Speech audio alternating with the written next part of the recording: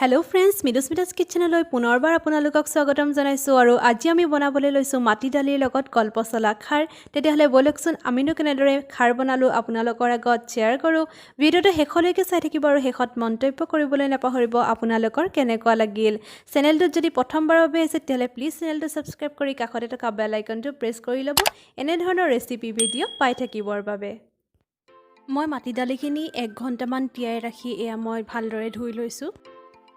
এতিয়া মই কলপচলাখিনি সৰু সৰুকৈ মিহি মিহিকে কাটি লৈছো কলপচলা যদি ডাঠকে কাটে তেতিয়া হলে হিজিবলৈ বহুত টাইম লাগে আৰু ভালদৰে নিহিজেও আৰু এতিয়া মই গিলাস এটাৰ সহায়ত আকৌ কলপচলাখিনি ভালদৰে মিহি কৰি লৈছো কলপচলাখিনি যিমানেই মিহি কৰে হিমানেই ভাল দাইলখনো খাবলৈ হিমানেই ভাল হয়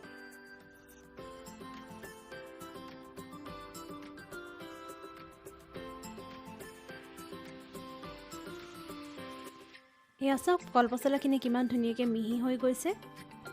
এতিয়া মই এটা প্ৰেছাৰ কুকাৰত কলপচলা আৰু মাটি দালিখিনি ভৰাই লম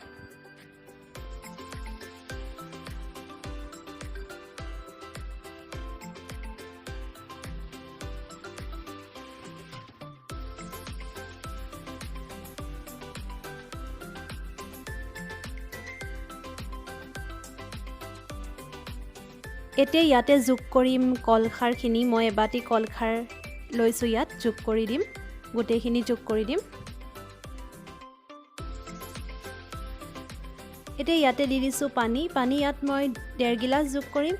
আপোনালোকে নিজৰ হিচাপত পানীটো দি ল'ব দাইলখন বেছি পনিয়া হলেও খাই ভাল নালাগে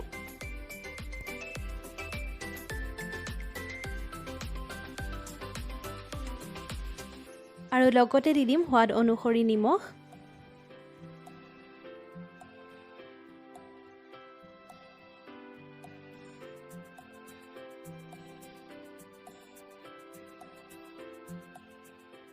এতিয়া কুকাৰটো মিডিয়াম ফ্লেমত 3টাৰ পৰা 4টা সিটি অহালৈ ৰাখি থম তেতিয়াই ভালদৰে দাইলখন সিজি যাব তাতকে বেছি সিটি দৰকাৰ নাই মই আদা নহৰু পেষ্ট জলকীয়া আৰু তেজপাত লৈ লৈছো খাৰ দাইল বনালে সাধাৰণতে মছলা ইউজ কৰা নাযায় এতিয়া এখন কেৰাহী গৰম কৰি লৈছো আৰু তাতে অকণমান মিঠা তেল দি দিছো কেৰাহীখন গৰম হোৱাত মই দুটা তেজপাত এনেদৰে ফালি পেলাই দি দিছো তেতিয়া গোন্ধটো বেছি ভাল ওলাই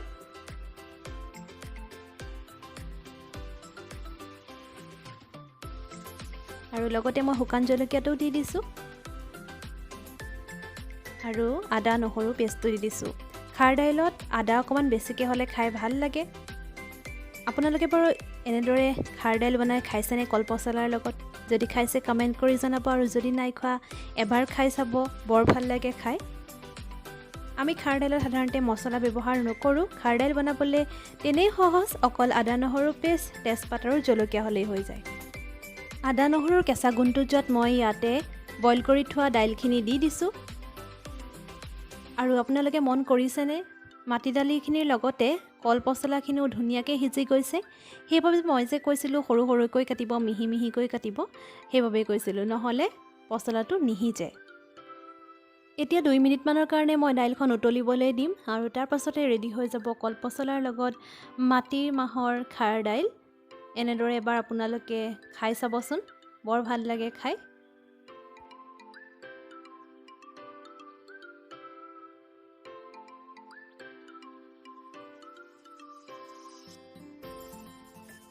এয়া আমাৰ খাৰ দাইল ৰেডি হৈ গ'ল তেনেই সহজ বনাবলৈ আজি ভিডিওটো কেনেকুৱা পালে যদি ভাল পালে এটা লাইক নিশ্চয়কৈ কৰিব